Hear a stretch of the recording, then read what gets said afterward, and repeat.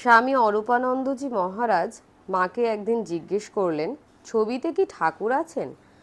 মায়ের উত্তর, মা বললেন, আছেন না, ছায়া কায়া সমান, ছবি তো তারই ছায়া। মা আরও বললেন, ডাকতে ডাকতে ছবিতে তার আবির্ভাব হয়, স্থানটি একটি পীঠ হয়। উদ্বোধনের উত্তর দিকে মাঠ দেখিয়ে মা বলেছিলেন, যেমন এই জায়গায় কেউ তার পুজো দিলে ওইটি তার একটি স্থান হলো। মা বললেন, ও স্থানটিতে তার দৃষ্টি থাকে। স্বামী অরূপানন্দজি মহারাজ যখন আবারও জিজ্ঞেস করলেন, ঠাকুরকে যে ভোগ দেওয়া হয় তা তিনি খান কিনা, মা তখন বলেছিলেন, হ্যাঁ খান।